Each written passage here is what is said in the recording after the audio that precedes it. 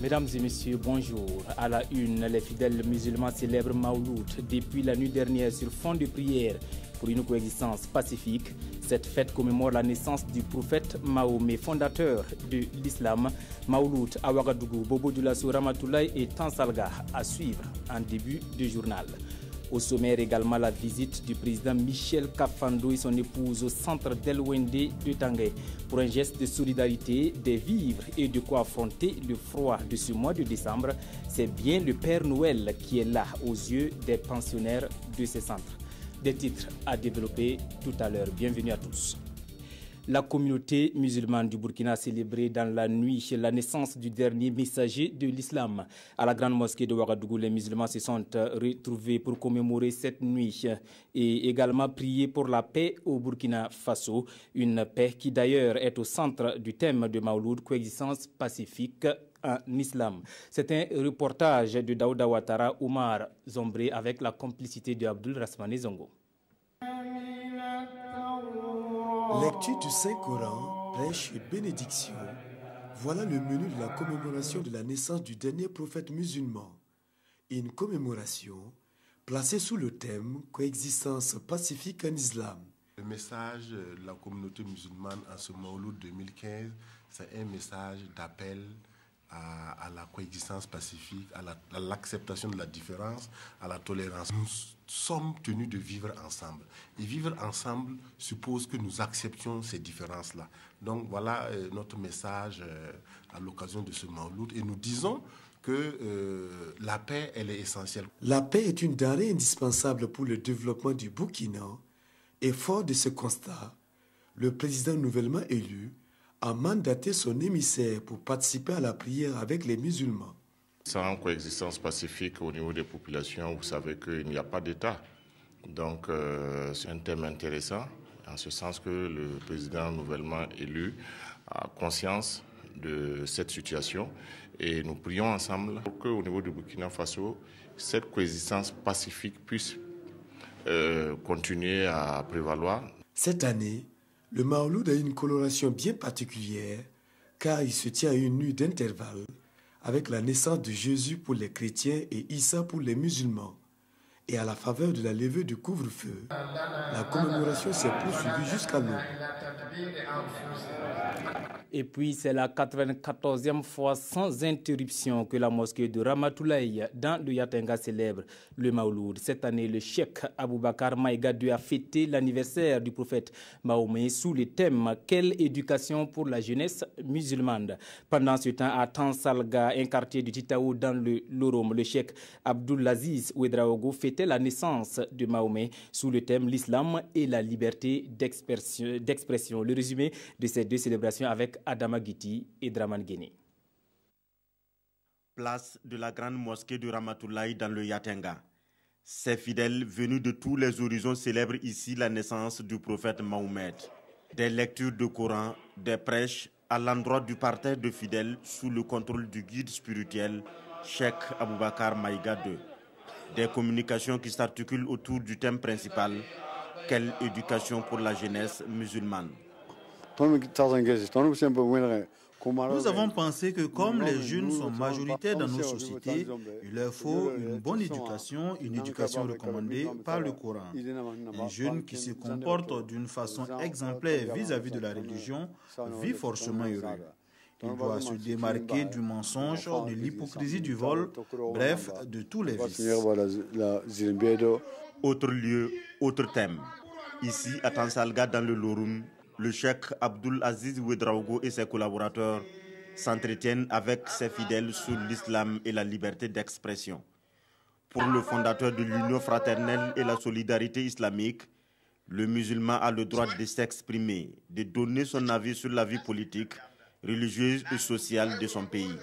Une liberté avec toutefois des limites. Bien vrai, le musulman est libre d'expression, mais il doit mesurer ses paroles, de nature qu'elles soient celles qui construisent et non celles qui détruisent. Le prophète a dit qu'il ne faut jamais être auteur de problèmes qui peuvent se généraliser. Toute parole qui a des conséquences négatives sur la société est interdite par l'islam. Ici, à Tansalga comme à Ramatoulaye, L'anniversaire du prophète Mahomet a été ponctué par des louanges et des cantiques.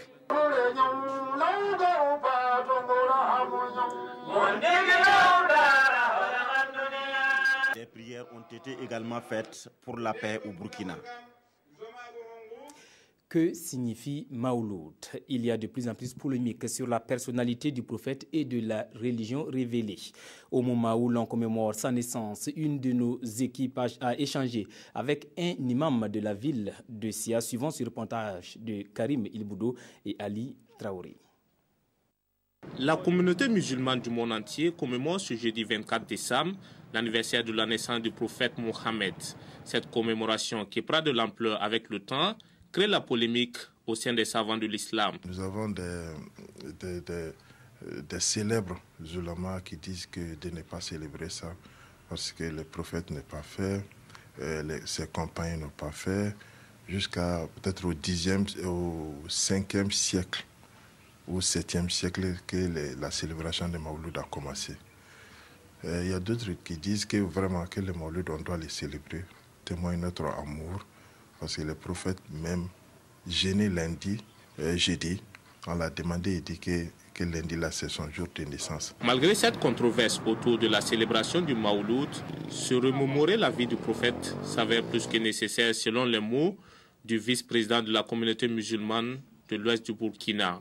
D'autant plus que la personnalité du prophète de l'islam fait l'objet de nos jours de beaucoup de conflits dans le monde. Avec les différents événements que les musulmans vivent dans le monde aujourd'hui, le prophète n'est pas compris. On a besoin de parler des prophètes, ses enseignements, ses miséricordes envers toute l'humanité. Malgré les divergences sur la commémoration, l'imam Sanogo appelle à la compréhension de tous, car c'est à ce titre qu'on pourra soigner l'image de l'islam, conclut-il. Et puis le réveillon de Noël, c'est dans quelques heures. L'un des faits marquant la fête de Noël chez les tout-petits est la possession de crèches de moins en moins construites dans la ville de Sia. Elles ont bien une histoire. À la veille de Noël, une de nos équipes a fait le tour de la ville de Bobo-Dioulasso. Constat avec Hassan Gourabou et Mireille Carole Tougouma. Des tout-petits en admiration devant leur crèche. Et des crèches pour Noël, on en trouve dans la ville de Bobo-Dioulasso de tous les modèles architecturaux, chacun allant de son imagination, et tout ceci pour accueillir le petit Jésus. Noël, c'est la fête des enfants. J'ai construit ça pour Jésus. Et les crèches ont bien une histoire qui remonte à des siècles. Les premières auraient été construites en Italie. La première crèche, disons, a été construite par Saint François d'Assise. C'était au XIIIe siècle. L'idée lui est venue de représenter donc l'événement à travers des personnages. Cependant, force est de constater que de nos jours, on remarque de moins en moins la construction de crèches. Actuellement, le monde est en train d'évoluer, donc il faut faire notre création pour les bancos, tout le monde ne peut pas construire ça. Et puis après ça, si c'est fini, vous pouvez prendre ça et puis conserver jusqu'à l'année prochaine. Qu'elles soient construites ou préfabriquées, ces crèches font partie des préparatifs pour Noël. Une manière pour les tout-petits d'apporter leur touche à l'avènement du petit Jésus. Le Père Noël auprès des pensionnaires du centre d'Elwendé de Tanguin. Ce matin, le couple présidentiel leur a offert des vivres et de quoi affronter le froid de ce mois de décembre. L'occasion faisant le larron, les vieilles de Tanguin ont demandé au président Michel Kafando d'être leur porte-parole dans leur combat pour faire voter une loi contre l'exclusion sociale. Des précisions avec Souleymane Sanou et Viviane Tiendrebiogo. La fête de Noël sera belle pour les pensionnaires du centre d'Elwendé. Michel Kafando et son épouse leur ont donné 11 tonnes de céréales, de l'huile, des boîtes de sardines et de corned-beef, des nattes et des couvertures. Je venais en toute discrétion et dans l'environnement de fête où nous sommes, souhaiter simplement bonne fête aux pensionnaires du centre d'Elwendé. Je voudrais que cette visite soit la signification que personne au Burkina Faso ne doit être exclu. La représentante des 249 pensionnaires, en disant merci pour ce don, a exprimé son inquiétude de devoir déménager sur le nouveau site du centre. Ici à Tanguin, nous sommes bien entourés. Quand par exemple notre château d'eau a pris feu et que nous avons crié au secours, très vite les voisins sont venus à notre secours. Vous voyez, sur le nouveau site, nous avons peur d'être éloignés et seuls face à l'adversité. Les pensionnaires ont également offert un cadeau à la première dame. À Tanguin, les vieilles ne se tournent pas les pouces. En plus du jardinage et d'autres menus travaux, elles fabriquent du savon. En visitant le centre, le président du FASO a pu voir les conditions de vie de ces exclus de la société dont le cadre de vie mériterait d'être débarrassé de ce tas d'immondices. Du poulet pour ces fêtes de fin d'année. Rendez-vous à Poix pour la 16e édition de la fête des poulets entamée depuis hier avec une trentaine d'exposants sur place. Soutien des acteurs au développement de l'aviculture villageoise, une action salvatrice dans la lutte contre la pauvreté des ménages ruraux. Tel est le thème de cette édition soutenue par l'Institut Nidor Pays. On fait le point avec Konsoun Koulibaly et Estelle Judith Assogba. La volaille a l'honneur à Poix dans le centre-ouest à l'occasion de la fête du poulet. Plus de 6000 têtes de poulet, pintades, dindons, canards et pigeons se vendent en cette veille de fête de fin d'année. Des exposants venus de diverses localités de la région espèrent réaliser de bonnes affaires. Daouda Bagué, par exemple, est étudiant en 2e année de géographie à l'université de Koudougou. Il participe pour la première fois à cette fête. Je suis venu avec 112 poulets. Mais souvent, c'est vraiment arriver à évacuer mes poulets. Visiteurs et clients déambulent de stand en stand, discutent et marchandent les prix dans l'optique d'opérer le bon choix et à un prix raisonnable. Bon, j'ai payé les poulets là 3350 l'unité. Donc j'ai pris quelques poulets. En tout cas par rapport à Ouaga, c'est abordable et c'est quand même des poulets de qualité. On sait bien que la foire se tienne parce que ça nous donne l'opportunité quand même de nous approvisionner. Et ça donne aussi l'opportunité aux producteurs de pouvoir écouler ce qu'ils ont produit et d'avoir quand même une plus-value acceptable pour l'effort qu'ils mettent dans l'activité. L'initiative est de l'association Vital. Elle s'investit depuis 16 ans dans la promotion de l'aviculture villageoise dans le centre-ouest. Aujourd'hui, la région occupe la première place dans ce secteur au Burkina Faso avec une production de plus de 16%. Des résultats encourageants qui pourraient être améliorés. Comment faire pour booster la production à l'interne pour qu'on puisse jouer sur les prix? Cette fête a aussi servi de cadre pour primer les meilleurs producteurs de la région. Ils reçoivent des poulaillers, des mangeoires, des abreuvoirs, des charrettes et des kits sanitaires. Autre point de l'actualité dans cette édition, lutter contre la corruption dans notre pays, telle est sa mission. Le RENLAC a procédé hier au lancement de 3 études sur la corruption au Burkina. Les secteurs concernés sont la douane, les mines, les valeurs morales, éthiques et civiques. Yacouba Nakanabo Diallo et Kadi Sanogo. Le Burkina Faso fait partie des pays où la corruption sévit avec beaucoup d'acuité. C'est pourquoi le réseau national de lutte anticorruption RENLAC a initié 3 études sur la corruption dans notre pays. Les 3 secteurs concernés par ces études sont les mines et les valeurs morales, éthiques et civiques. L'étude sur les mines montre que l'impact de l'exploitation minière sur l'économie du pays et sur les populations locales reste peu perceptible. L'objectif visé par ces études est de produire des connaissances fiables en vue de mieux orienter la lutte anticorruption. Nous avons souhaité d'abord cibler les secteurs où il y a énormément de problèmes, donc au niveau de notre pays, surtout du point de vue de l'économie.